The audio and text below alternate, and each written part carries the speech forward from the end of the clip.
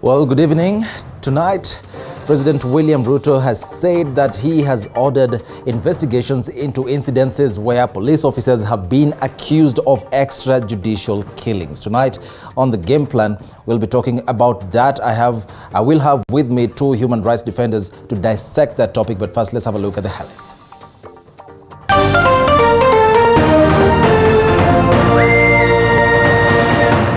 Tonight, William Ruto marks first national event as president.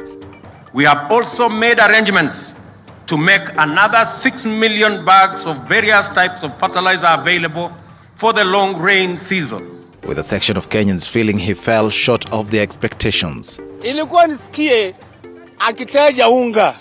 Maisha yametulemea. Unga ni 250 saa hii. Mkate ni 70, maziwa ni 70.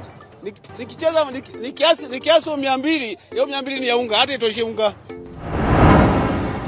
Learners along the Isiolo and Meru border forced to stay away from school as the ravages of drought intensify. Kirudi nyumbani hapati kitu. Anashinda tu njaa, mamake naye ameenda kutafuta tena. So kwa sasa hivi ile chakula wanapata hapa ndo nalalanga naye jioni. They want the president to intervene by announcing immediate intervention measures. Like last time, we had no food. And the beginning of this term, now we are in the 4th week. We have enjoyed the level food for the 2 weeks. The first 2 weeks, there was no food. Also tonight, scores of Laikipia residents nursing injuries following an overwhelming invasion of the area by herdsmen from the neighboring county. Sambuzi walikuja kwa shamba, wakaanza kuchunga, kuambia watokeleze ng'ombe kwa shamba, wakaanza kupiga. Pahali walifika kwa uwanja, wakashika babangu, wakaanza kumchapa. While in search of pasture for their livestock as drought takes a toll on them.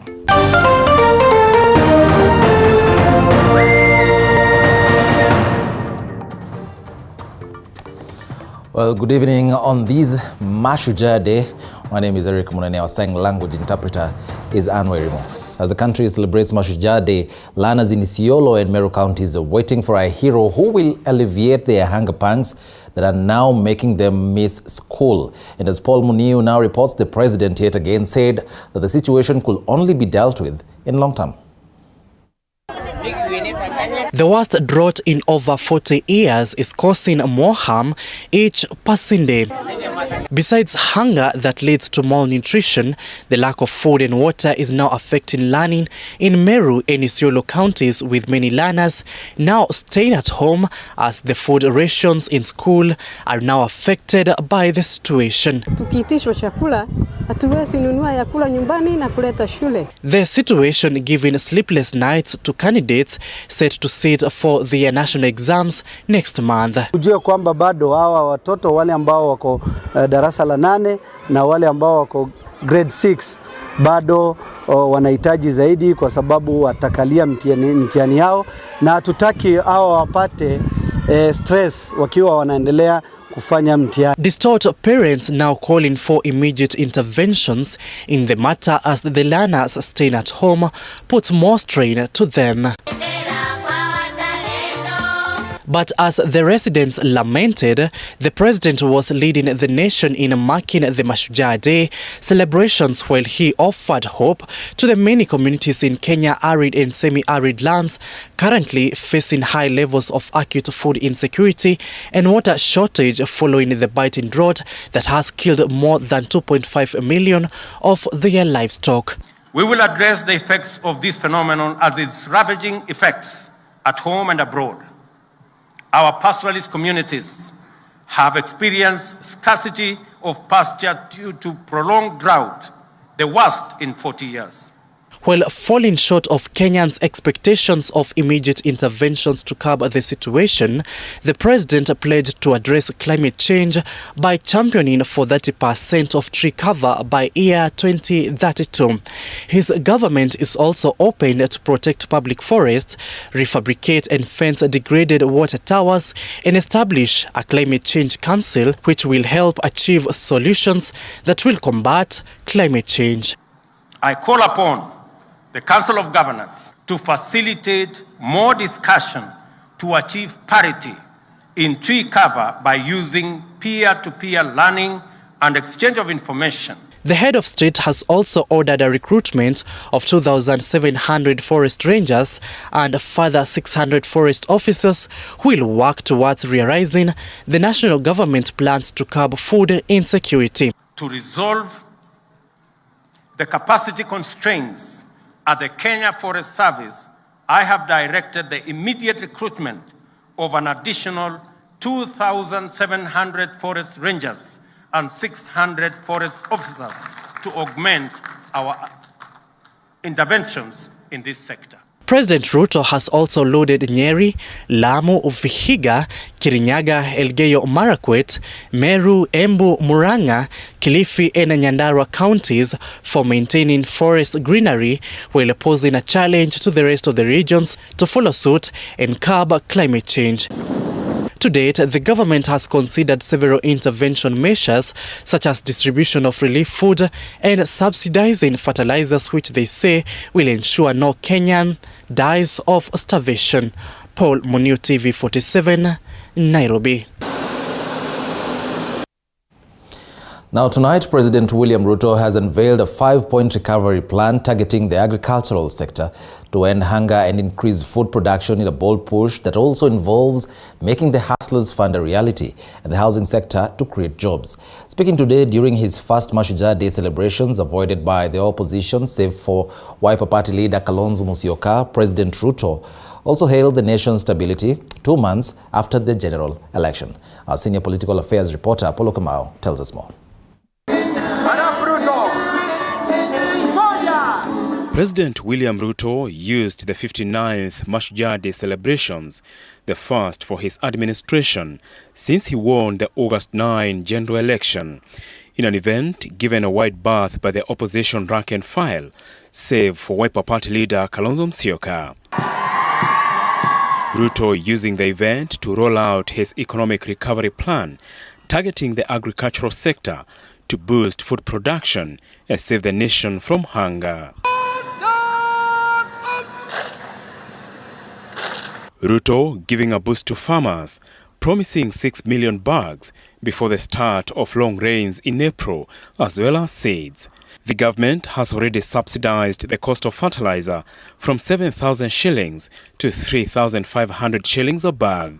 Agriculture, as the lead sector to the economic transformation of our country, is the place to start, owing to its potential for high and quick returns on investment.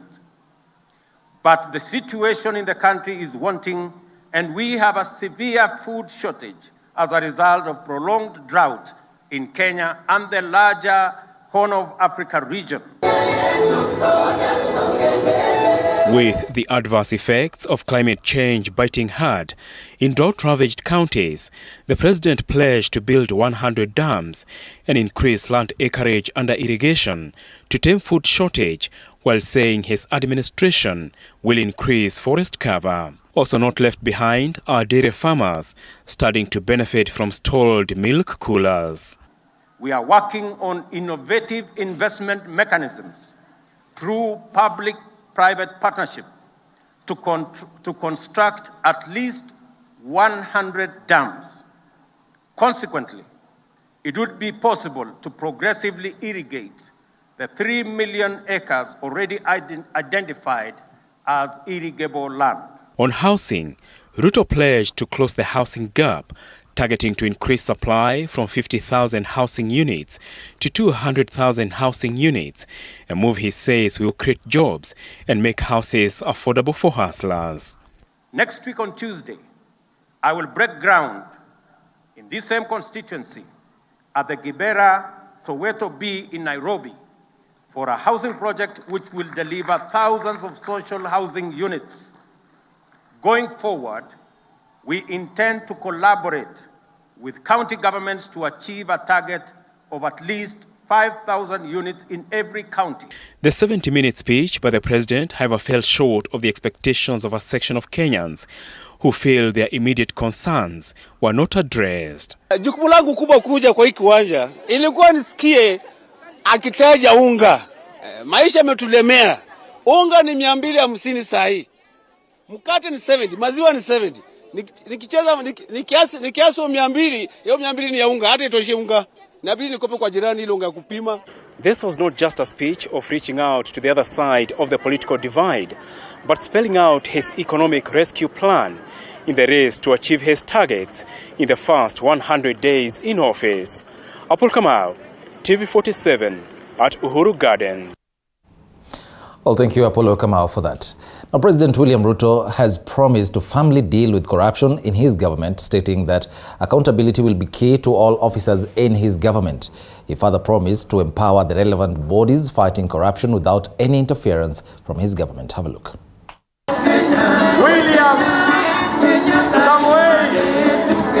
In his address during the first national event, President William Samoei Ruto used the Mashujaa Day celebrations to issue a stern warning to those thinking of engaging in corrupt practices ahead of fully forming his government after Parliament finalizes vetting of his cabinet. The president stating the fight against corruption must be dealt with by first ensuring accountability within the government officials. Corruption must be won.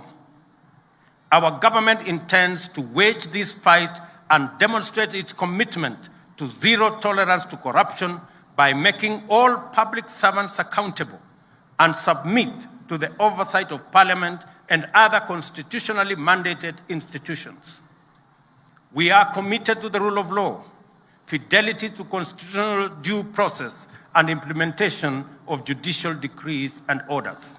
Further, the head of state assured the nation that his government won't in any way interfere with bodies charged with fighting graft, but will see to it that they are strengthened to ensure their independence. In the past regime, there were accusations of weaponizing the various bodies against those who were opposed to the government. The National Police Service, the Office of the Director of Public Prosecutions, the Judiciary, the Ethics and Anti-Corruption Commission shall perform their duties independently and professionally, and likewise subject themselves to oversight by appropriate agencies. This is our vision for ensuring that the war on corruption is not itself corrupted by inappropriate interventions.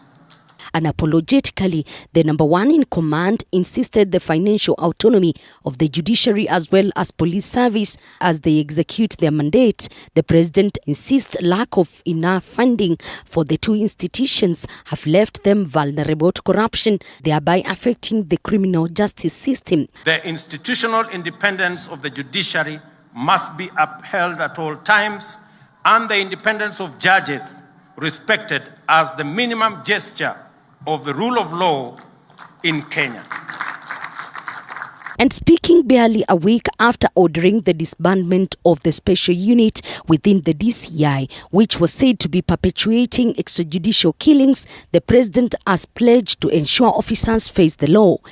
A professional police service fosters harmonious relations with citizens and communities, cannot be weaponized in pursuit of divisive or partisan agenda, and can never resort to disastrous policies like extrajudicial murder as part of policing.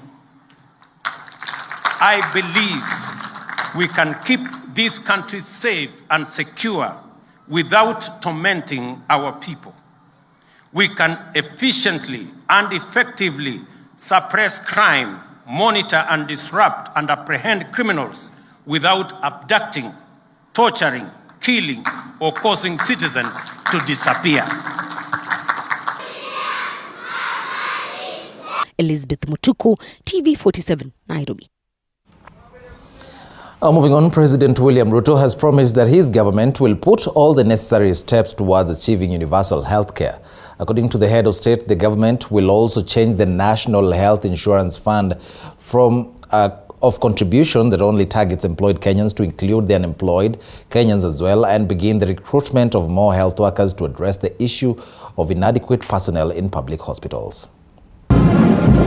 As the country reels from the ravages of the COVID-19 pandemic, which, among other things, exposed the feeble state of Kenya's healthcare system, President William Ruto is now promising a three-pronged approach for health reform in the country. According to the president, access to quality and affordable medical care remains one of the biggest impediments to the prosperity of the country. Kenyan families spend a total of 150 billion in out-of-pocket expenditure on health services a year, mobilized from various sources including Harambes, WhatsApp and M-Pesa groups, loans, sale of land and other assets to pay hospital bills for loved ones. One of the biggest issues that dodged the Universal Health Coverage Plan launched by ex-President Uhuru Kenyatta and piloted in Kisumu, Nyeri, Isiolo and Machakos in December 2018 was funding, with the new president also stating that the formula of contribution in the National Health Insurance Fund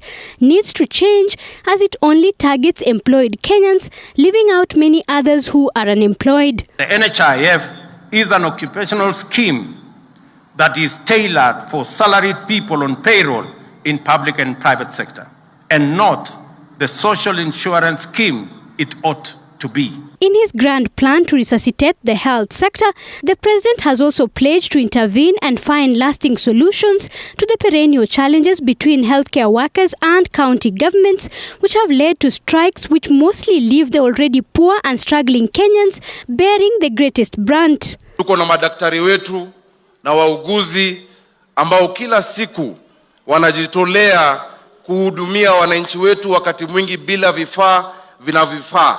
Hao ni mashujaa. I take this opportunity to assure our health workers across the board that we have listened to them and we will propose ways in collaboration with county governments of resolving all outstanding issues. While admitting that the healthcare workers are among heroes and heroines who should be celebrated on Heroes Day, the president has also pledged to mainstream community health workers. The president's pledge comes just hours after clinical officers in the country raised the alarm over the seemingly lack of preparedness in the wake of an Ebola outbreak in neighboring Uganda. Zainab Mohammed, T47. Moving on, President William Ruto is set to launch the Hustler Fund Kitty on December, a fund that is meant to uplift small business owners. In his speech during the Mashujaa Day celebrations, the president has also reiterated that Kenyans listed on CRB will be reprieved in November, even as lawyer Philip Murgor threatens to sue NCBA Bank for erroneously listing him as a defaulter. Flora Limukina reports. With less than a month to the lapse of President William Ruto's first 100 days in office, Ruto is expected to launch the 50 billion Hustlers Fund on December 1st. As promised, the fund is meant to boost the small and medium enterprises, this in tandem with this administration's bottom-up economic model. No citizen will be excluded from the credit system. They will therefore be eligible to access credit as they work their way into paying their loans. Speaking during the 59th Mashujaa Day celebrations at Uhuru Gardens on Thursday, President Ruto noted that the funds will only be available to small enterprises enrolled in digital platforms at affordable rates. He further emphasized that Kenyans who will have enrolled onto the platform will have the advantage of saving on short-term and access pension arrangements. The head of state had earlier noted that the funds will not be availed as grants but loans which will be paid back. Credit products will be available under the Hustler Fund to small businesses on digital platforms at affordable rates. Affordable rates being single-digit rates to individuals through chamas, groups, circles, and cooperatives. At the same time, Kenyans who are listed on the Credit References Bureau (CRB) will be exempted come November 1st, and over 4 million Fuliza defaulters will benefit from the removal in CRB and other blacklists from November this year. We have made several interventions to make credit accessible. Safaricom, and I want to thank them, and their financial partners have brought down the cost of Fuliza by reducing interest rates by 50%. In a wrangle over defaulting, lawyer Philip Murgor has threatened to sue NCBA Bank. Murgor is accusing the bank of failing to verify the information before listing him with as a loan defaulter. The lawyer says the number that accessed the credit facility does not belong to him but was registered using his details. On the other hand, the bank insisted that at the time the Fuliza loan was disbursed, the phone number was registered in Mudgor's name. The lawyer now says the negative listing has curtailed his attempt to seek 403,000 shillings financing from the CBA Bank. Among the key promises that President William Ruto made for the first 100 days is a 50 billion Hustlers Fund that is meant to finance small and medium enterprises, as well as easing the access of credit to small businesses in the country. And the President is set to officially launch that fund on the 1st of December. Flora Limuki, TV47, Nairobi. Well, thank you, Flora Limuki, for that. Now, as Kenyans marked Mashujaa Day, we spent time with an unsung hero whose contributions to the country's independence cannot be erased. Here's Mzee Nkaato Lesiokono's story as narrated to our very own Sharon Baranga. In the outskirts of Maralal town of Samburu County, tucked in between the hills, is Ngari village. One of its residents is a hero unknown to many Kenyans, 91-year-old Mzee Nkaato Lesiokono. Nkaato, who was a police sergeant in the early 1950s, was in charge of the day-to-day operations at Lokitang police station in Turkana County, where the country's first president, Jomo Kenyatta, Kungu Karumba, Paul Ngei, Bildad Kagia and Fred Kubai were detained by the British colonial government. He fondly remembers the time he spent with Kenyatta. Kupiga uwanja ndeke, kitambaa handkerchief ya mzee Kenyatta green ilianguka. Nikasimamisha gari. Kusema simamisha gari, kitambaa ya mzee imeanguka. Kenyatta mwenyewe alimwambia mimi, mtoto wachana na hiyo. Mengo nasema tutakuwa na Kitale na tutarudi. Wakati ya kurudi ukota hiyo kitambaa yangu. Mimi escort ya ndege kutoka kiwanja inaitwa Todonyang karibu na ndege Turkana, ndio iko kiwanja mpaka Kitale. Tulipofika huko walihukumiwa hawa miaka 7 na kawachiliwa Ushengoneko.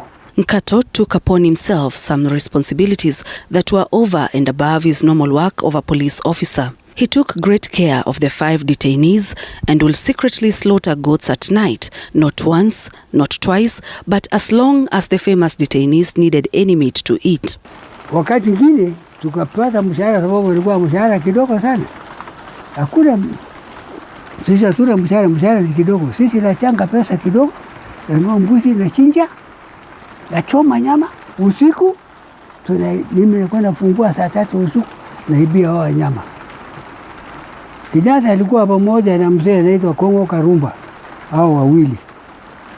Friend Kubai na Kakia na Paulo Ngei walikuwa pamoja, room mwingine. Basi apeleka wao nyama, kufika saa 11 mimi nilikuwa nafungua na chukua mfuko hiyo nyama na kwenda pisha. Tunaendelea hivyo mpaka siku ripoti ilikuja inasema sasa ni wakati ya kesi. Mimi nilimwambiwa nyinyi ndio escort ya hawa pamoja na msungu mmoja. Nilipofika Kitale kalala, asubuhi yake kesi ikaanza. Hapo ndio niliona Oshiengo Nego ilikuwa karani yake ililetwa, sijui ilikuwa wapi. Na wakati kesi iliendelea, ilisemekana yeye ameshinda kesi, anawachiliwa na ingizwa gari nyingine nyeupe ya Obeberu. Wale akafungwa miaka 7. Tukarudi mpaka Lokitanga. When his seniors learned that he was feeding the 5 political detainees, Sergeant Nkato was promptly fired from the police service. Sisi tukaondoka na washia askari ya prison. Mimi nakaa baada ya miaka 1 naona tu mimi naletewa barua naomba wewe kamisha nasema wewe utakwenda nyumbani. Mimi nikatolewa bila mimi kujua sababu yake, lakini nikuja kujua ya kwamba Msomali mmoja alikuwa askari yangu, ndiye alikuwa kumwambia Msomali mwingine inspector ya kwamba huyu mtu alikuwa anaibia Mau chakula, nyama. Hiyo ndio sababu nilitolewa kwa polisi. Damu yangu na Kenyatta ilikuwa nasiki sana. Sababu gani? Wakati ilitoa amri, wakati nilikuwa course kushika simba mdomo, mimi iko. Wakati hakushikwa, mimi iko.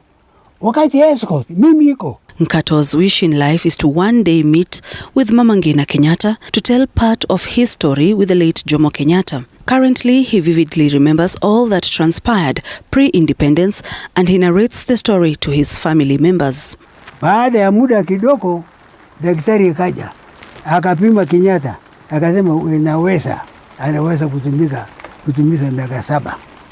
Hapo ndio zilianza sasa kuangaliwa nguo yake, kitu yake yote.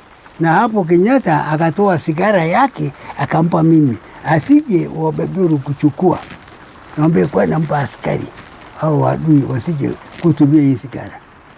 Hapo ndio aliniambia, kijana wewe, Mungu akisema sisi na faulu, wewe ni mmoja kukumbukwa katika Kenya.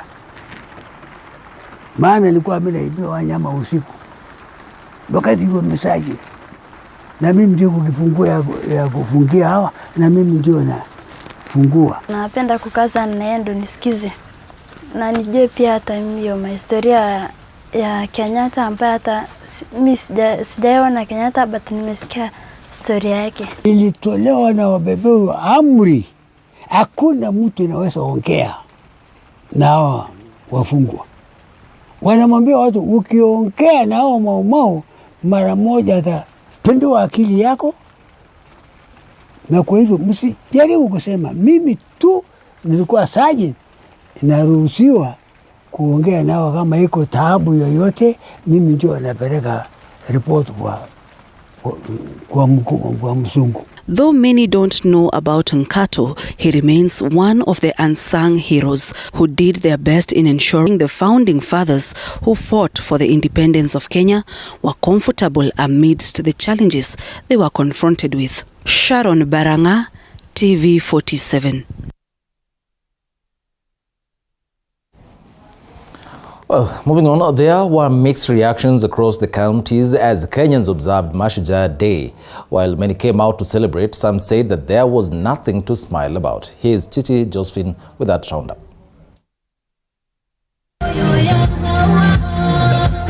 Nakuru residents showed up at the railway grounds where Mashujaa celebrations took place as the county commissioner promised to ensure security for locals, as well as urging them to carry out awareness campaigns for the provision of COVID-19 vaccination, especially among the elderly. Tutahakikisha kwamba kuna usalama ya kutosha. Na tumefanya mapping sehemu zote, tunajua wapi na wapi inasatokea matatizo. Na hiyo itakuwa ni jukumu letu. In Baringo County, where Mashujaa celebrations took place as well, leaders led by Governor Benjamin Cheboy urged the government to register TRT as a danger area due to the rising cases of banditry. Pande ya TRT ndio tuko na hiyo changamoto ya sasa watu wetu wa Baringo kuenda kusumbua Turkana, maybe kukua conflict na watu ya Elgeyo Marakwet ama Samburu ama Laikipia. In Bomet, Governor Professor Hilary Barchok joined residents in the Mashujaa celebrations, where he encouraged Bomet farmers to register in cooperatives and SACCOs before the launch of the Hustler Fund by President William Ruto in December in their quest to build the economy. I encourage our farmers and young people to register themselves in cooperatives and SACCOs ahead of the launch of the Hustler Fund by His Excellency the President somewhere in December. Elsewhere in Elgeyo Marakwet County, celebrations were held by leaders asking the government to develop strategies to combat cattle rustling, an issue that has caused insecurity in the area. Na nimeambia county commissioner na county commander, mimi kama governor pia, in the next 1 or 2 weeks, 3 weeks, tunaenda kutest drone huko chini tuone kama inafanya kazi. Na kama inafanya kazi, kuisha maneno ya wakora. And Mombasa Governor Abdul Swamad Nasser, speaking during the Mashujaa celebrations at Mama Ngina Garden in Mombasa County, noted that next week he will hold an emergency meeting with stakeholders to discuss matters of security in the county. I will make arrangements to facilitate siku ya Ijumaa tuweze kupanga mikakati ya usalama wa kaunti ya Mombasa. In Kisii County, County Commissioner Alan Machari has decried the current menace of street children and informal transport providers referred to as border operators. They should not imagine that it is the responsibility of the government to give them a dwelling. Our removing them from the streets to the holding centers are temporary. However, it was business unusual for residents of Kilifi County who said they have no good reason to celebrate due to the famine as families remain struggling due to hunger. Viongozi wetu tunaowachagua wasifurahikie kuja kutuwekea sherehe kama hizi ikiwa kuna familia zetu baadhi zingine zinaendelea kuteseka na baa la njaa. Elsewhere in Uasin Gishu County, Governor Jonathan B addressed the issue of illicit brew that has been a menace over time, urging relevant authorities to investigate how illicit brew enters Kenya from Uganda. Na tunafahamia pombe, especially pombe haramu, ile pombe ambayo inakuja kutokea sijui Uganda ama ifanya nini ya kuharibu watu wetu.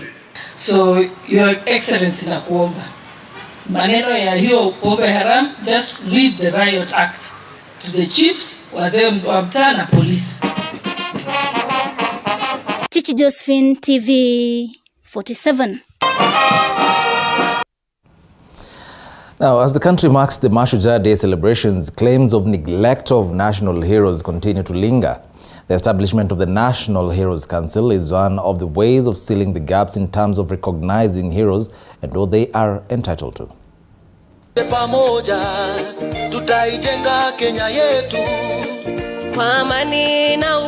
move by the government to recognize 230 heroes during this year's celebrations has raised the debate as to who falls under the category of a hero worthy of state recognition.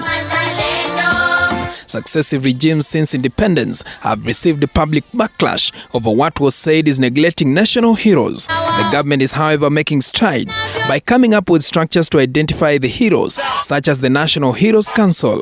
I think we had not established a legal infrastructure or a system to identify them. And as I said, under the Act, we now have the various categories from science, research, traditional knowledge, indigenous knowledge, sports, patriotism. So under those categories, we hope that we will begin to honor heroes. And going forward in our offices, we want to have a register of all the heroes going back to pre-independence time.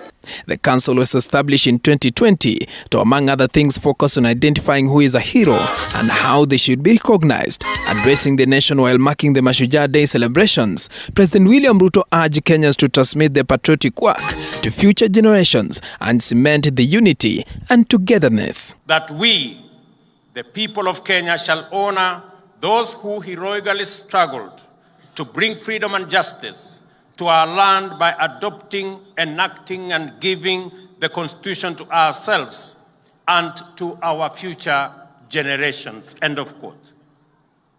Our Constitution articulates a vision of Kenya our heroes and heroines would have approved.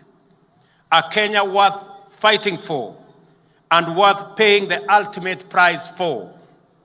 It is their legacy to us, and it sets the stage for us to continue their patriotic work.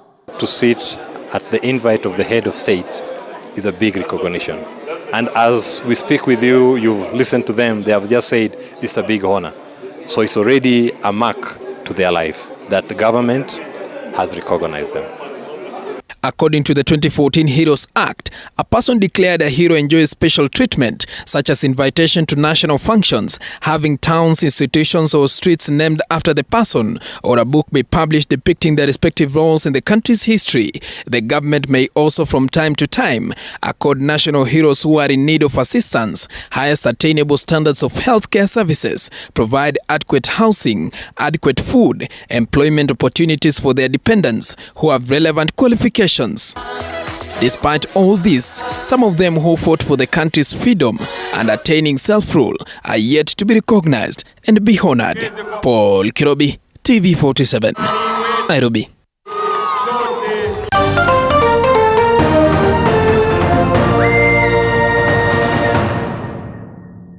You are watching TV47, the home of untold stories.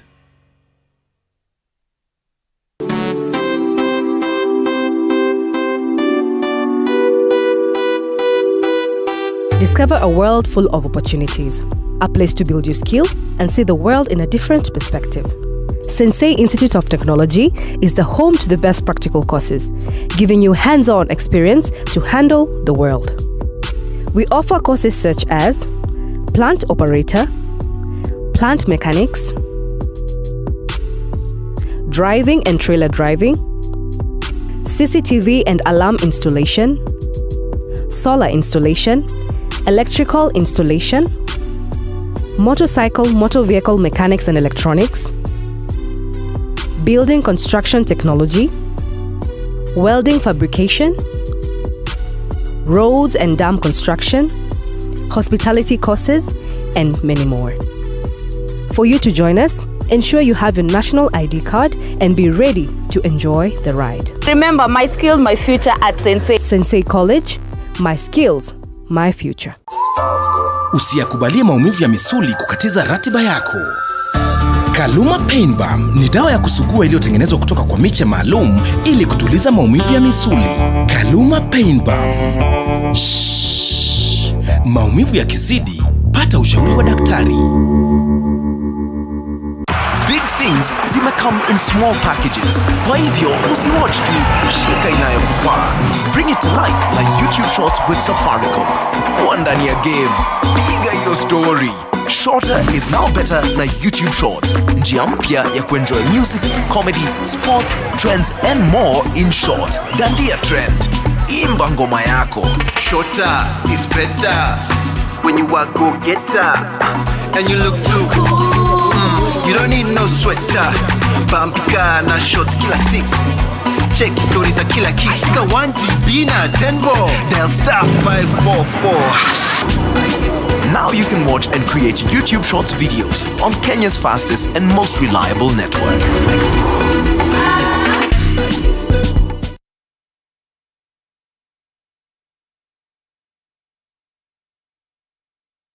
You are watching TV47, the home of untold stories.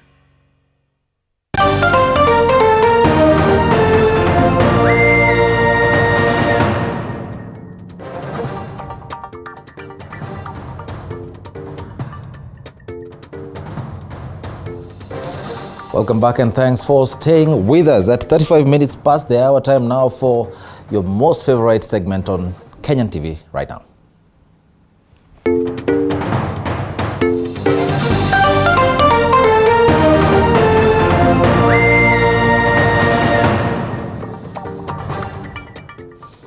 Welcome to the Fact Checker. So this week there were social media reports indicating that Winnie Odinga, the daughter of Azimio la Umoja One Kenya Alliance leader Raila Odinga, has been nominated by the ODM party to be a member of the East African Legislative Assembly, EALA. In fact, some had even claimed that Winnie Odinga had been nominated at the expense of former Kieni constituency MP Kanini Kega. So, what do we know? Well, both the ODM party and Winnie Odinga have distanced themselves from the rumors via their official Twitter handles. The ODM party, especially in a message to all party members of ODM, Azimio la Umoja Coalition and the general public, says that the party has not made any communication regarding ODM nominees to Iala. Well, Winnie Odinga, on the other hand, says she has not applied for Iala, nor has any official communication regarding that that came from the ODM party. She further attributed the rumors to someone that she said was disgruntled.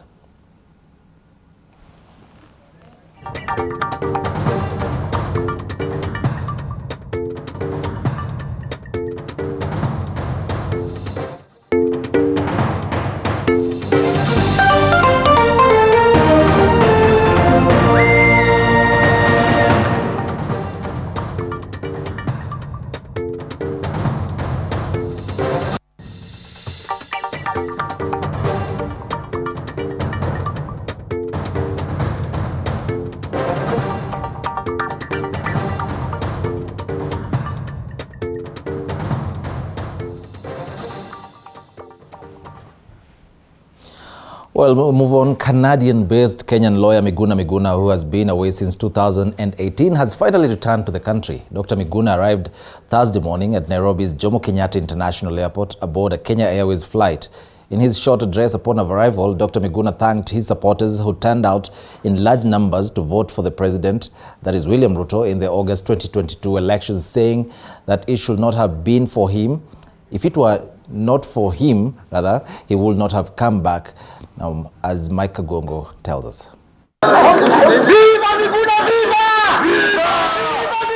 Thursday, 6 a.m., the embattled lawyer Miguna landed at the Jomo Kenyatta International Airport aboard a Kenya Airways flight after more than 4 years away.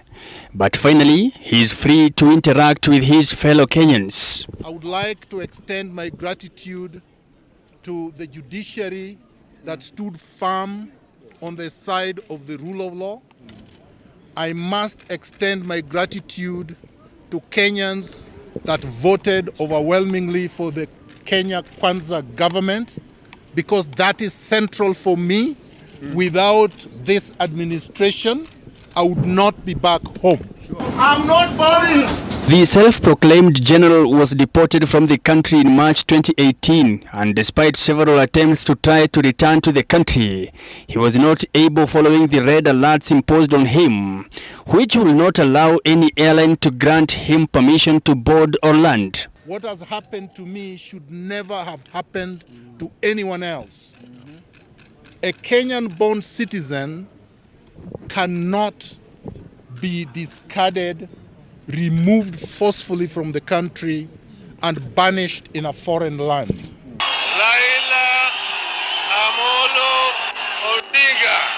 His troubles began in January 2018. The self-proclaimed National Resistance Movement NRM leader was at loggerheads with the Jubilee administration, following his role in the unofficial swearing-in of the then opposition leader Raila Odinga as the people's president. After a few weeks, Odinga betrayed him by joining hands with the retired President Uhuru Kenyatta in the infamous handshake process that signified the differences between the two. Court orders instructing he be allowed into the country were ignored by former President Uhuru Kenyatta's regime. In subsequent rejoinders, Miguna said Raila betrayed the people who stood firm behind him as he demanded justice due to what they claimed was 2017 election malpractice. The legal redress was already sought, and I already have a lot of court orders. And of course, justice, without justice, you cannot have peace and reconciliation. So we must have at the cornerstone of everything justice. Miguna claimed his passport was confiscated and destroyed, and subsequent court orders to issue him with a new passport or travel documents were ignored by the Jubilee administration. And when he arrived at JKIA Thursday, his first task was to attend 59th Mashujaa Day edition, held at the Uhuru Gardens, which were attended by about 20,000 Kenyans. Now, Miguna's arrival in Kenya marks a 4 years dry spell of interacting with his family as well as Kenyans, with lifting of the red alerts, giving him freedom to interact and mingle around with Kenyans. Mike, GOtv 47, Nairobi. Thank you, Mike Kagongo, for that. Now, the Ministry of Health has put county governments on high alert after 61 cases of cholera were confirmed in 6 counties. And as Elizabeth Atieno now reports, the Ministry of Health has now raised concerns that the situation might worsen due to the ongoing drought situation in the country. On Tuesday, the 18th of this month, 2 people in critical condition were admitted to a hospital following a cholera outbreak in Kiambu County. The 2 were among 15 suspected cases who developed cholera symptoms after sharing a meal at a wedding ceremony held in Limuru, Kiambu County. This incident appears to be the genesis of a potential cholera outbreak in the country. The Ministry of Health has since disclosed that there are 61 confirmed cases distributed in 6 affected counties. 13 people are currently hospitalized, 8 have been discharged, with 40 treated as outpatients. Kiambu County is leading with 31 cases, followed closely by the capital Nairobi with 17 cases. Uasin Gishu County has reported 8 cases, while Kajiado and Nakuru have recorded 2 cases each, with Murang'a County confirming only 1 case. According to the Health Ministry, through Director General Dr. Patrick Amoth, a team of experts from the Division of Disease Surveillance and Response, Field Epidemiology and Laboratory Program, and the County Departments of Health will conduct field investigations, enhance surveillance and environmental sanitation to prevent further spread of the disease and manage the outbreak. According to the Health Ministry, the already bad situation could get worse as the drought situation is likely to complicate cholera mitigation measures.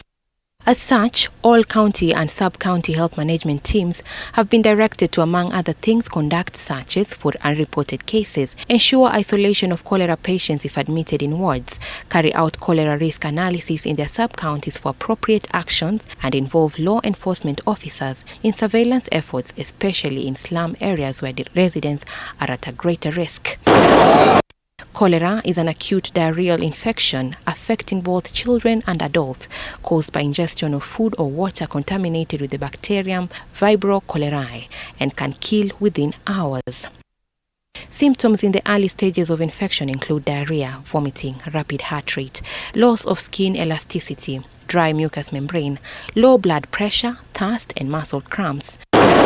About 75% of people infected with cholera do not develop any symptoms, although the bacteria are present in their fecal matter for 7 to 14 days after infection and are shed back into the environment, potentially infecting other people. Among people who have developed symptoms, 80% have developed mild or moderate symptoms, while about 20% develop acute watery diarrhea with severe dehydration, which can lead to death if untreated. Dukoral and Shankol are the 2 types of safe and effective oral cholera vaccines currently available on the market. Both vaccines are administered in 2 doses given between 7 days and 6 weeks apart. However, the current wave of outbreaks is putting unprecedented pressure on the stockpile. As a result, the respective cholera vaccine agencies have decided to suspend the 2-dose strategy in favor of a 1-dose strategy so that more people receive some protection from the limited stocks. 29 countries in the world have reported cholera outbreaks this year, including 13 countries that did not have outbreaks last year. It is estimated that 3 to 5 million cholera cases and 100,000 and 120,000 cholera-related deaths occur annually. Elizabeth Atieno, TV 47.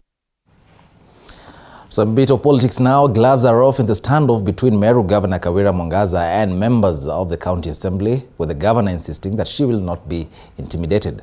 This is after the county chief was accused of nepotism in recruitment of her aides. And Rin Kilemi with that story.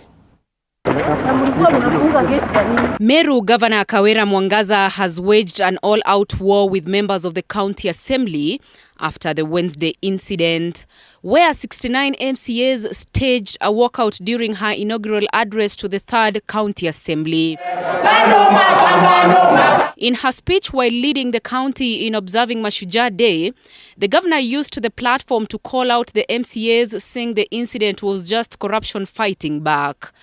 Ili tukomboe Meru kutoka kwa mikoro ya makatero, ili tukomboe watoto wetu kwa makatero na nchi yetu na hata kaunti yetu, it must be noisy and messy. Watu walimwaga damu, wakapigwa marisasi, wakafungwa, ndio leo tuna Mashujaa Day na tunasherekea mashujaa. Hata hapa kaunti ya Meru lazima watu waajibike kama tutakomboa Meru. Lazima tuweke shock absorber za Japan ili tuweze kukomboa Meru. And in the seemingly fading shine, Kawira was joined by only one MCA out of the over 60 in Meru County. This being a sharp contrast from when her governorship started on the right footing, with a majority of elected leaders attending her inauguration in August and pledging to work as a team for the benefit of the people. 2 months later, Kawira says her focus is to serve the people of Meru and that she shall not be intimidated by actions of the MCAs. Ukombozi hauwezi kuja kama watu wanashangiliwa kwa makofi. Hakuna ukombozi pale. Ukombozi ni wakati tutavumilia turushwe mawe, tutukanwe, tupigwe, tuwekelewe mambo mengi. Tukivumilia, hiyo inaitwa sacrifice na determination. Huo wakati tutakuwa tumepita mtihani ya kwamba sisi ni mashujaa na tumekomboa kaunti yetu ya Meru. Kawira, who was elected as governor on an independent ticket, had trouble accessing the assembly Wednesday, with MCAs accusing her of nepotism in the recruitment of her aides and further of being unreachable and treating leaders with resentment. During the governor's inauguration ceremony, her husband Morega Baicho, who she appointed as patron of Meru Youth Service, sang a song as dedication to the immediate former governor Kiraito Moronge, a song that was rededicated to her by the furious MCAs. Meru County leadership now remains uncertain, with the differences experienced yet to be solved. Andrina Kilemi, TV 47. Now, well, moving on, a scuffle that ensued between farmers in Salama ward of Laikipia County and the illegal grazers from the neighboring Samburu County has left at least 10 people nursing injuries. This is after the grazers intruded the farms in search of pasture for their livestock, even as the drought situation continues to ravage more parts of arid and semi-arid lands. Stanley Nyaringita reports. At the Nyahururu County and Referral Hospital, at least 10 people from Kiriko village in Salama are recuperating after illegal grazers attacked them using crude weapons in search of pasture for their livestock. Sisi tunalima huko juu, tukasikia nduru huko chini kwenye wenzetu wanalima. Sasa tukaenda kuokoa hawa. Maana mwezi kubali wale wako chini wanaumia na nyinyi kwa upande juu. Tukaenda kuokoa, kuangalia ni nini ni wafugaji. Wakuji pole pole utuulize shida ni nini. Tunakuja tuulize ng'ombe kwa mashamba. Sasa hivi tunataka kuzuia watu kukuta wamepigwa, wamefanywa nini? Sisi tumewakilisha kwa hospitali sasa. Pia kuna wenzangu tena wengi sana. Kwanza wazazi wetu wamekuwa wakipigwa. Sasa sisi kama vijana tumeingilia hiyo nini? Ndio sasa tuokoe wazazi wetu. Kama mimi nilikuwa naokoa mzazi wa Mungu. Nikaumia hapo. Ndio mzazi anapigwa na vijana wadogo wanakuja huko kuchuka hivi kwa sababu yani. Wakona silaha, wakona malungu tu na mapanga tu, hiyo ndio wako nayo. Charles Masharia, another victim, painfully narrates how he had to save his father from the hands of the illegal grazers who were adamant to leave their farm. Samburu walikuja kwa shamba, wakaanza kuchunga, kuambia watokeleze ng'ombe kwa shamba, wakaanza kupiga. Bahali walifika kwa uwanja, wakashika babangu, wakaanza kumchapa. Sababu tulienda wakamgonga mmoja wetu kwa kichwa. Efforts by security officers from Kieni Police Post could not deter the illegal grazers from attacking the residents. While condemning the incident, Laikipia West Member of Parliament Wachira Karani called on the government to be farming, putting security measures in place to avert a looming insecurity crisis. Wafugaji wametoroka makwao kwa sababu ya ile ukame iko. Unasoma juu ya ukame ile iko kubwa pande ya Isiolo, pande ya Samburu. Sasa wamehamia Laikipia ambao kuna kanyasi kidogo na kuna chakula kama mahindi na ngano. Sasa hiyo wanapokuja hapa wameomba wenye mashamba waruhusu wachunge ndio mifugo yao isiangamie, na wamekubalia, lakini juu ya hiyo wanaanza sasa kuleta visa ya ukora. The severe drought that is ravaging parts of the arid and semi-arid lands including Laikipia and Samburu continues to brew up conflicts pitting herders, farmers and private ranchers. Stanley Nyeringita, TV47, Nairobi.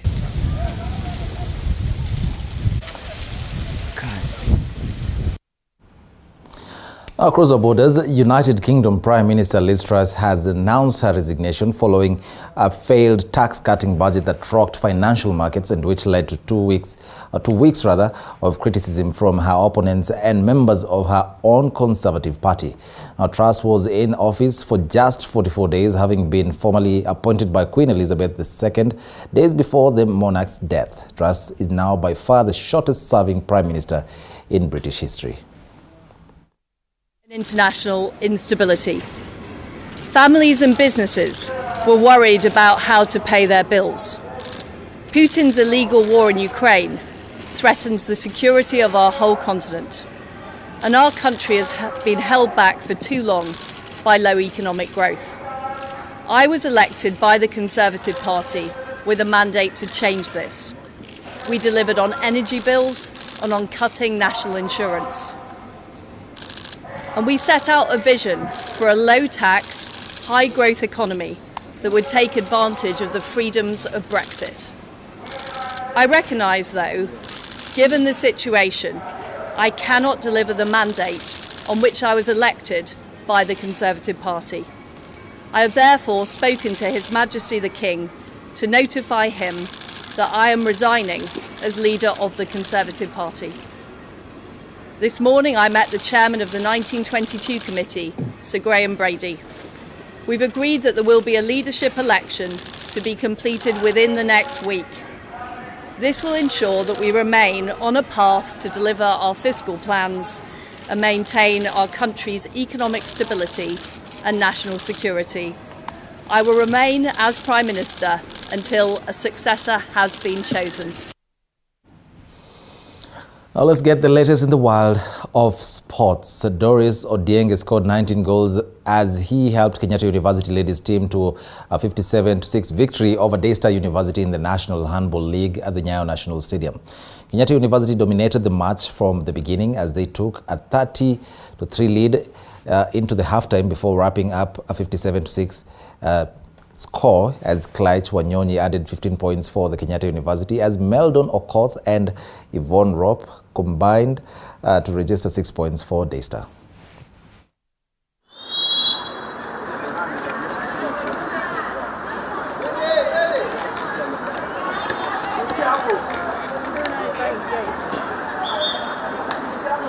Players are already tired. They played in the morning with another experienced team also.